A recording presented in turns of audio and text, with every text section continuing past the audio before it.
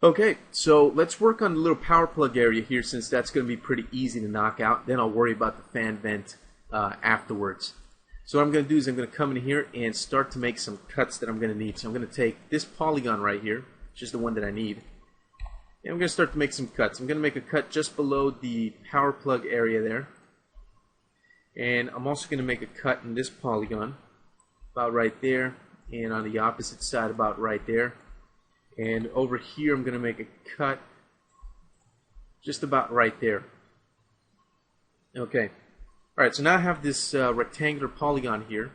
And what I'm going to do is I'm going to go ahead and inset this. Let me see here my inset tool, inset polygons. I'm going to inset this to about this much, just a little bit, not too much. And then I'm going to make sure I take that polygon. Now I'm going to go ahead and extrude that and push it in just a little bit, like so.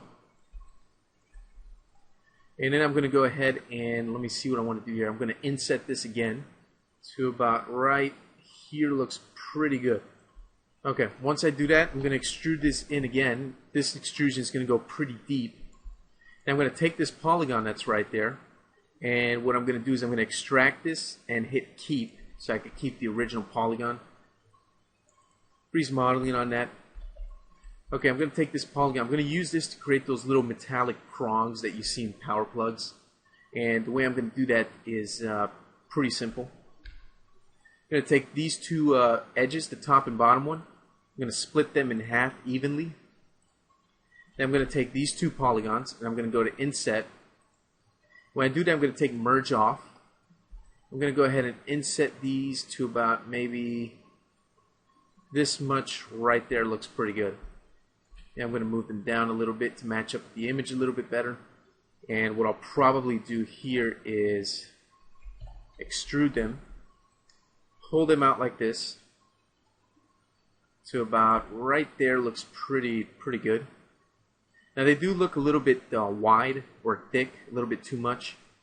So what I'll probably do is just grow the selection once.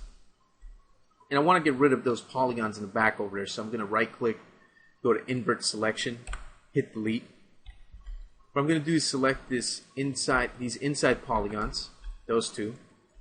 I'm going to activate the scale tool. I'm going to make sure I'm in global mode, and I also have COG turned on.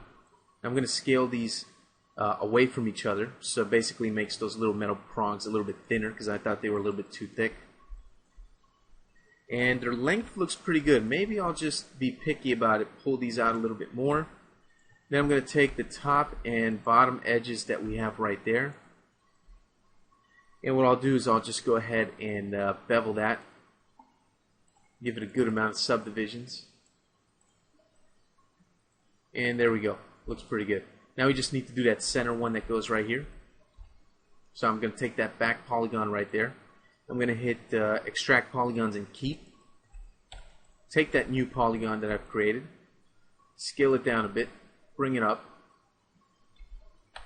Scale it in a bit. It's a little bit too wide. Something like that looks pretty good. Maybe I'll move it down a little bit more. Then what I'll do is I'll extrude. Pull this out to about maybe right here. Looks pretty good. I'm going to grow the selection and I'm going to scale this down a bit because it looks a little bit big. Then I'm going to take the edges and bevel those.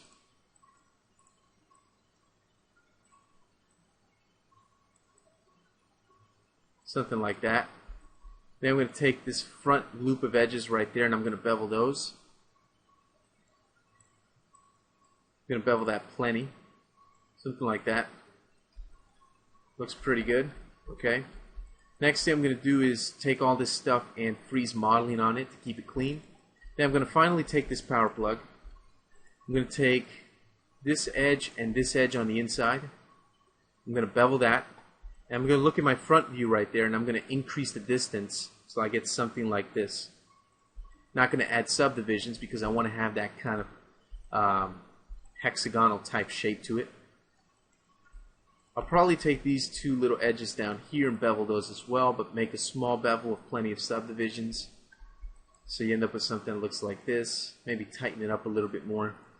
Really depends on you. Go ahead and do it however you feel looks good. I'm going to take these little edges up here.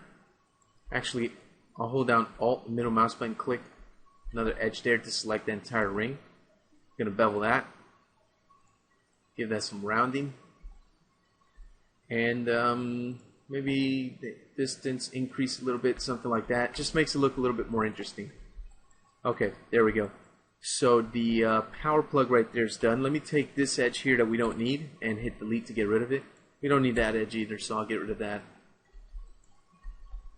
Okay, I'm going to take all of it, freeze modeling on it, and looks pretty good. Okay, so that's going to do it for this video. In the next one, we'll start getting to work on that fan vent.